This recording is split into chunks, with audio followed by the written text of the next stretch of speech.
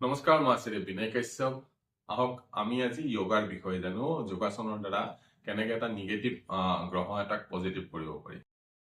চাওক, আমাৰ জ্যোতিষ শাস্ত্ৰত বিভিন্ন ধৰণৰ উপায়ৰ বিষয়ে উল্লেখ আছে। অকল যে এটা নিয়মে কৰিব লাগিব তাত কোনো কথা নাই, বিভিন্ন নিয়ম আছে। জেমষ্টন নোলোৱাৰ আগতে আমাৰ ঋষি মুনিবিলাকে বহুত ধৰণৰ নিয়মৰ দ্বাৰা গ্ৰহ নক্ষত্ৰ বা যিকোনো বিষম পৰিস্থিতিক ঠিক কৰিব পাৰিছিল।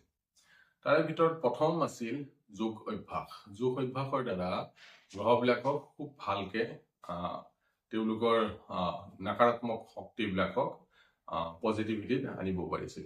তাৰ কাৰণে মানুহৰ মেইনলি 5টা তত্ত্বৰ বিষয়ে আমি জানিব লাগিব। সেই 5টা তত্ত্ব যদি বেলেঞ্চ হৈ থাকে তেনেহ'লে যিকোনো বিষম পৰিস্থিতি হওক, গ্ৰহ নক্ষত্ৰৰ যিমানেই প্ৰকোপ নহওক কিয়, জাতক বা জাতিকাক কোনোদিনে একো প্ৰব্লেম দিব নোৱাৰে।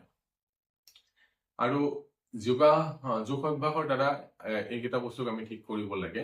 প্ৰথমটো হ'ল ক্ষিপ্ত। ক্ষিপ্ত মানে হ'ল উত্তেজিত, খুব উত্তেজিত আৰু খুব ডিষ্টাৰ্ব হৈ থাকে মাইণ্ড, সেইটোক আমি কণ্ট্ৰল কৰিব লাগে। তাৰপিছত হ'ল মুধা। মুধা মানে কিছুমান মানুহ যাব যে বুৰ্বকৰ নিচিনা কাম কৰে, মূৰ্খৰ নিচিনা কাম কৰে। তেওঁলোকে ভাল পৰিস্থিতিও, যদি ফেভাৰেবল পৰিস্থিতি থাকে তাতো তেওঁলোকে দুখে পায়। আৰু তৃতীয়টো হ'ল বিক্ষুব্ধ। তাত মানে কি হয়, মানুহবিলাক ডিষ্টাৰ্ব হৈ থাকে, উত্তেজিত নহয় কিন্তু এনি টাইম ডিষ্টাৰ্ব হৈ থাকে। তাৰ মাজত দুটা ভাল হ'ল কি একাগ্ৰ। একাগ্ৰ মানে কি হ'ল, মানুহ এটা ফ'কাছত থাকে। আৰু সেইবিলাক মানুহক কি হয়, যেতিয়া ফ'কাছত থাকিব এইবিলাক মানুহৰ কোনোদিনাখন প্ৰব্লেম নাহে। প্ৰব্লেম যদি আহেও তেওঁলোকে প্ৰব্লেমৰ পৰা অভাৰকাম হৈ যায়। তাৰপিছত হ'ল নিৰোধা বুলি কয়। নিৰোধা মানে হ'ল কি, যে ডিপ ফ'কাছ, কিবা এটা বস্তু কৰিবই, সেই বস্তুটোত এনি টাইম লাগি থাকে।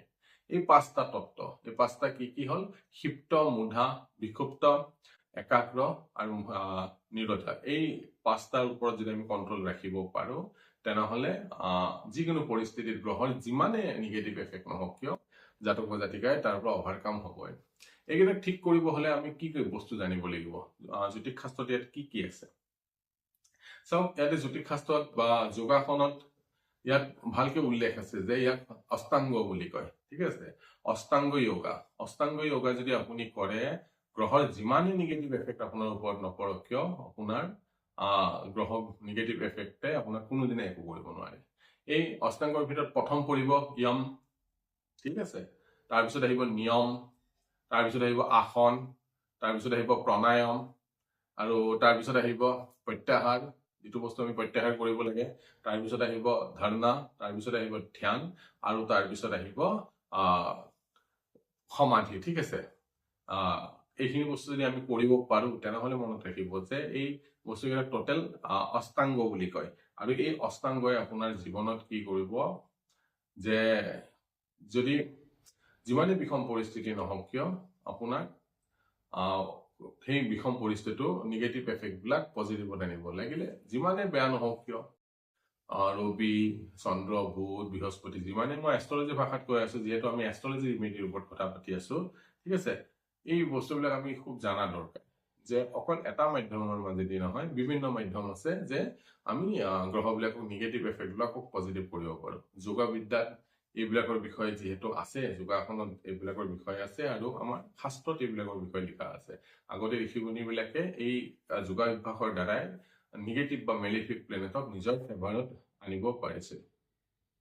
তাৰ কাৰণে আমি কি কৰিব লাগিব, যে মনৰ যিটো 5টা ষ্টেট আছে সেইকেইটাক আমি প্ৰথমতে বুজি পাব লাগিব।